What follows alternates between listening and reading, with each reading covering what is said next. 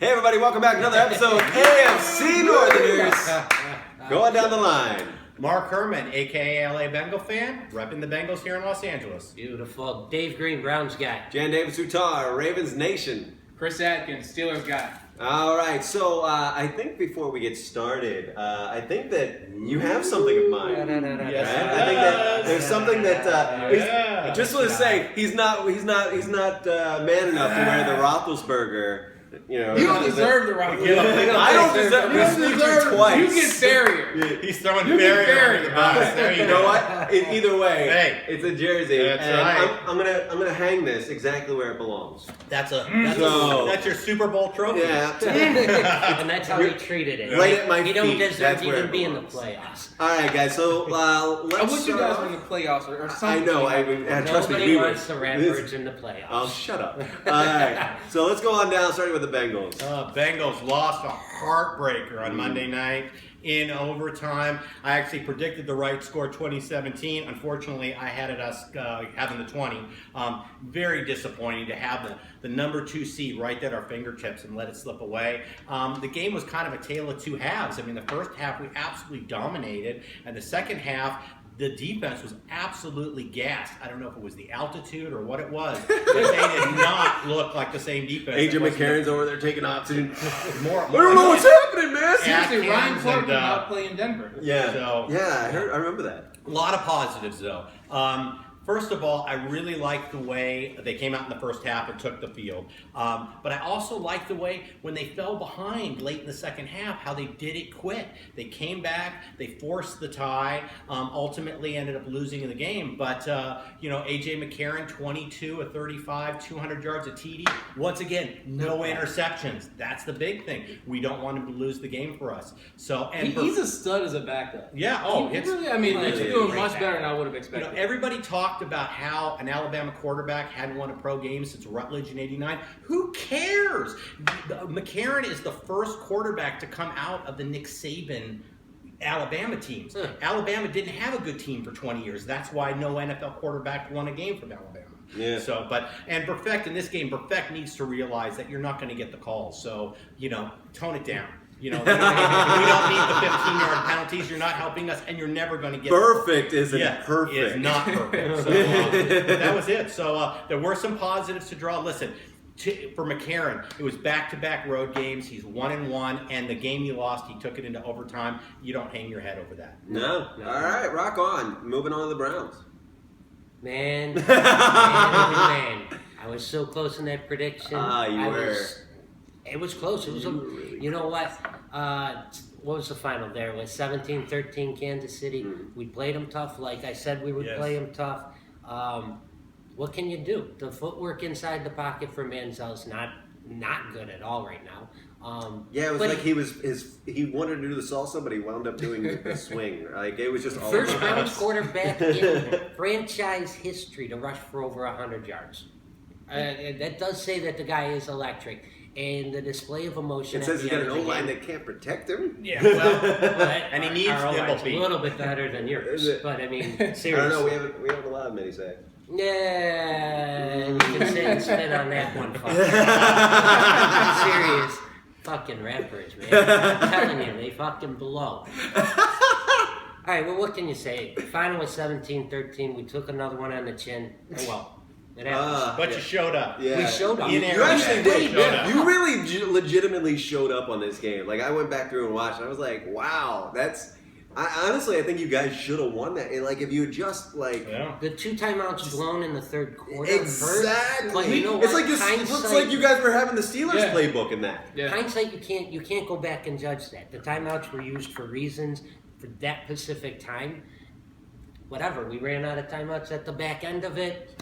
And You guys we really came up humble, short. man. That's what burns the most is that we kept checking the score of your game and you were hanging right there with them. I was hoping you were going to get that last minute score to take I think we down would have. If there was one more timeout, we could have freaking spiked the ball or used the timeout, kicked the game-winning field goal. Because, Coons had that one blocked at the end of the first half, and that's 4 misses, all on blocks. Well, on to a team that actually did show up. Yeah, it's like right. Ravens and it's gonna Nation. make you What's scoreboard up? watch this week too. Yeah, exactly. And that's, I'll tell you what, like, I just want to say, one, what was your prediction last week for the Ravens Steelers game? Forget about it. No. It's not even going to be close. I actually would say, it's like, I actually thought that the Steelers were going to come out on top on this, but I also thought it was going to be a lot closer than what you did, and it was 20-17. Beautiful, beautiful game. By the way, Snoop Dogg, who's butthurt? Who's a butthurt puppy? Don't listen to it.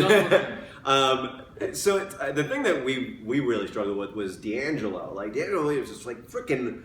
His run game was so on deck. I was terrified. That first quarter there was 80 or 90 yards in that first quarter alone. I literally thought that D'Angelo was going to be the death of us. And then, boom, Ryan Mallett just really shocked me. Like, I knew that he could probably do okay. Like, I knew that he was probably going to be better than Shaw. But for him to have such a showing like that was, again, I said it would take some miracles. And Ryan Mallett was a little bit of it. Yeah, it was definitely a miracle.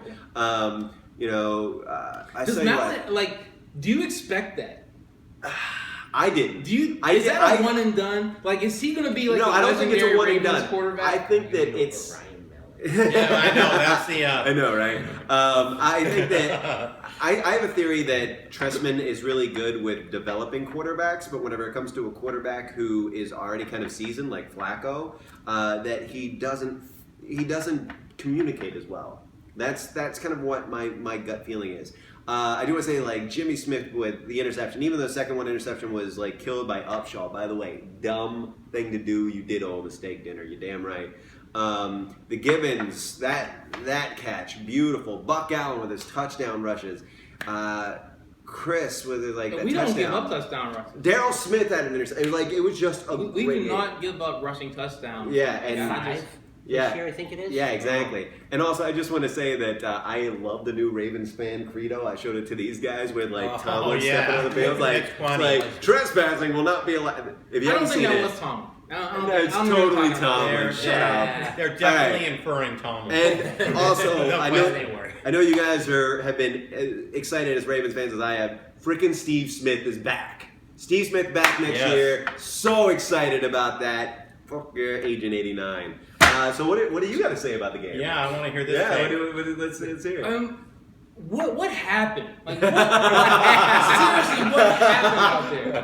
What happened out there? This was supposed. I really thought this was a walk in the park for us. Yeah, you thought it was going to be something really easy. thought it was. Well, so did the Steelers.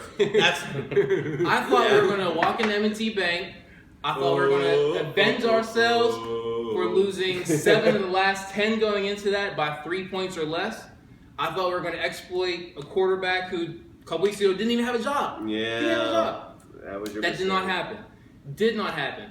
And what's worse is the Ravens set the tone on the very first drive, and it never changed after that. It really did. We had another very questionable offensive call in the opening drive there, where he decided to go for it on 4th down. D'Angelo Williams gets stuffed. Ryan Mallett gets it, marches 75 yards down the field, and scores. I mean, and the thing is, Mallett never let up after that. No.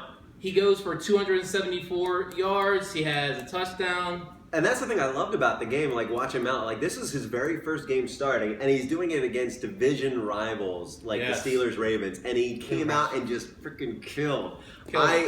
We found our backup for next year, and I have all the faith and confidence that it's like that he can do it. Like at first I was like, and now I'm like, all right, rock on, let's go, Ryan Mallett. Anyway, luckily Flacco doesn't really miss that many games, so this will probably be this might be the only time you see Mallett start a game. I mean, he might not start another game. He might just be an urban legend. He's going to start one this week. Well, not after this season. Next season. And again, did not get any better for us. We had no picks. None. No picks in this game. We had 2, would have been 3 if it wasn't for that penalty that took it all the way back with a pick 6. So it could have been, literally that score could have been 27-17. So it could have been a lot of things. It could have been a lot of things. As a result, we're now 4-7 against teams under 500. Yep. And on the outside of the playoffs looking in, thanks to my second least favorite team, the Patriots, who just ironically lost seconds after we lost to the Ravens. So, there it Yeah, is. I mean, and that's really the thing. Is like, you guys walked in here thinking you were just gonna, do your thing, and Ravens love you guys. Yes, my Don't team. ever look past another team, especially a division opponent. You have to never look past a division opponent. A team like the Browns, 3-13, is going to play at home against Pittsburgh, and they have playoff hopes alive for this. And this is a great segue. It's Yes. freaking. A divisional game is always going to be a very tough game to play, regardless of how good you are, regardless of your quarterback, your wide receivers, your defense, blah, blah, blah. It's always going to be a tough game. I think the key for the Browns to beat Pittsburgh this week and end playoff hopes for these fucktards, like I said 4 weeks ago, their playoff hopes had to come through Cleveland for them to get there. He did say that. And take a look. Mm-hmm. You got to come through Cleveland to get there. And it's not happening. I understand. If there was any place Manziel's I had under to go through, in the concussion I kinda want protocol, to be that kind of blows for us. We're going to start Austin Davis this week. He's got to stay away from Lawrence Timmons. The guy's a fucking beast. If we can keep Timmons out of the box and make him chase Barnidge up and down the field, we've got a really decent chance of beating you guys, even with Austin Davis at quarterback. I actually completely agree with that. And your tight end has as many touchdowns as Antonio Brown. And that's the other thing. Is like with no nut slam into the goalpost. That's right. exactly. And Barnidge is a beast. Like, he's just beastly. Here's my real fear going into this game. You guys have Duke Johnson in the backfield. You got Barnes over there on tight end. If your wide receivers can run off our defensive backs, that leaves our linebackers and maybe a safety or two to try to carry Barnidge and Duke Johnson up and down the field. I don't feel good about that. No, I wouldn't either, because that's going to be double coverage that they're going to have to do. And maybe even not double coverage, but safety over the middle, kind of shadowing your corner and Barnidge. I just don't see how it's going to be possible with all the injuries, all the concussions that the Browns have. I really want to sit here and say the Browns are going to beat Pittsburgh. I really do. I know you do. Realistically, though, You're still smug, you son of a bitch. I think that this is a 21-17 type of ball game, 21-14. Pittsburgh's going to come out on top. We're going to do the scoreboard watching. We're praying for a damn Jets victory. I do want to say zombie feedback from the Baltimore Ravens Reddit. You can go fuck yourself. Stay the fuck off of our goddamn Reddit. We already know what we have to do. We don't need some fucking ratbird moron to tell us. Tell us how you really go feel. fuck yourself. All right. So going in for the segueing over to you for the Steelers-Browns game. Well, before I get Steelers game, I into don't want to be an asshole. Yeah. Steelers Browns. Before I get into what you can expect from the Factory of Sadness this week, let's pay a little respect to the AFC's oldest rivalry here. Yes. Since 1950. Yes. This will be the 128th meeting between us and the Brownies. Yep. And I'm hoping this ends a lot like a lot of the recent games. Early on there, you guys actually had our number. You guys didn't have a win in the first 4 years in this rivalry. Yeah. The first 4 years, 1950 to 1954, you guys couldn't buy That's it. it. What have you done for us lately? Yeah. What are you, Janet Jackson? Jesus I love Christ. Janet. I don't know. What have you done for me lately? A little worried this week. We used to sing one song again the very episode. So I'm a little worried this week. We actually came down with a little bit of an illness coming back from Baltimore. I don't know if they had some bad blue crabs or what, but Ben, Martavis Bryant, and Harrison all missed practice with illness. Yes, I saw that. So a little worried about that. And Dave, I know how bad you want to beat us. 5 of the last 6 Browns seasons have ended with losses to the Steelers. Love that. This week I see Ben getting back on track. I mean, I don't see us having 2 bad weeks. I think that was our trap game. Congratulations. You were the bump in the road. I'd love for to us. see 2 trap games in a row for the Steelers. Yeah, I would like to see that myself, So, just to kind of add a little flavor to it, can you guys imagine what would happen with Tomlin, with the Steelers in general? What would happen if our season ended with losses to the lowly Ravens and then Browns? One to Oh, God. ruin our hopes. for the- That'd be people on That's window World War- ledges. That's World War III right there, because we would have lost both of you. You would have solidified the fact we're out of the playoffs. We think that puts Mike Tomlin on the hot seat. Fuck yeah, it does. Absolutely. Absolutely it does. People in the SEC get fired because they can't beat Nick Saban. If Tomlin cannot go into Baltimore or even have Baltimore come into Pittsburgh and get a win, that can't sit well. It doesn't sit well with the fan base. And sooner or later, I would think that the Roonies will lose a little bit of patience there. So what do you got as the final score? Final score of this one, I think it's going to be a replay of the last game. I think we're going to take this one 30-9. Yeah. Ooh, wow. He had a big number last week. Yeah, and it was in the Ravens' house, so I don't know. And what was your prediction? 21-17. 21-17, and you're 30-9. Okay, rock on. Moving on. Bengals, Ravens. Well, Baltimore, obviously, Baltimore is embracing the spoiler role. And we now know that. Now, I don't think that the Bengals, with Marvin Lewis's history with Baltimore, I don't think the Bengals ever really overlook Baltimore. So I don't, but if there's any chance of it happening, it's not going to happen now. That was a clear shot across our bow that you guys are embracing the role of the spoiler. Yeah, we shot it with a Red Ryder BB gun. There you go. Well, the good news is the red rifle. The good news is it's in the jungle, and McCarron needs all the snaps he can get. He's getting better every week. I'm really pleased with what I'm seeing out of him. And we could still actually get the number 2 seed even if we don't win this game this week. Yeah. Okay, because what we need is San Diego to beat Denver and Kansas City to win, and we have the tiebreaker with KC. Yeah. So there's a chance that we're going to we have a chance of getting the number 2 without not even coming out victorious. I see this as a close game. I'm thinking we're going to come out really strong in the beginning, leading big at halftime, and then kind of take our foot off the pedal and start resting some guys. I see maybe a 24-17 type of game, maybe a 24-21. I definitely am not overlooking you. Mallett is a good quarterback. We beat him against the Texans last year. But he's a good quarterback. Also, coming into this game, Eifert did start practicing this week. Yeah. But I don't see the Bengals risking him this week. He's been returning to practice. I just don't see enough on the table for us to put Iloka or Eifert. I know that. Real quick, let me. I know that Tyler Eifert is like the bad man, as like Sam loves to call him. I know that. Also, there's interesting stats. Ravens have only allowed 2 tight end touchdowns all season. Barnridge. And Cook, St.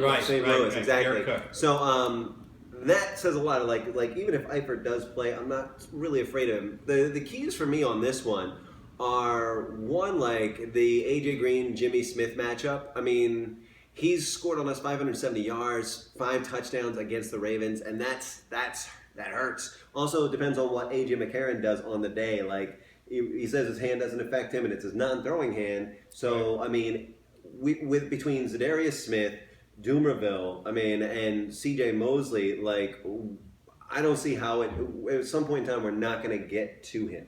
Like, you guys have a really stout offensive line, but we have some mean linebackers that are hungry for new blood. And again, we've got Ryan Mallett starting out, so we'll see what he does on this. Penalties are really another key for us because we can't have Courtney Upshaw calling back a pick 6. Like we just can't do that. It's absolutely not.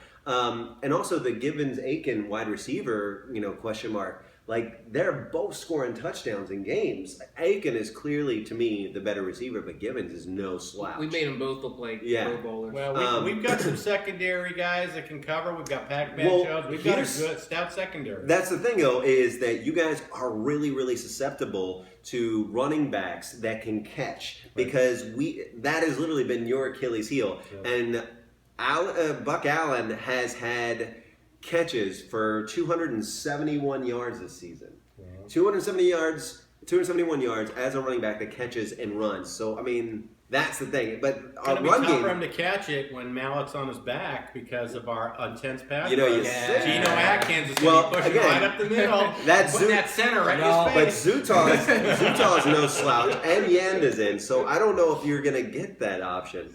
And besides, like, the one thing we do have to worry about, like, defensively as a run game is Dunlap, Johnson, Sims.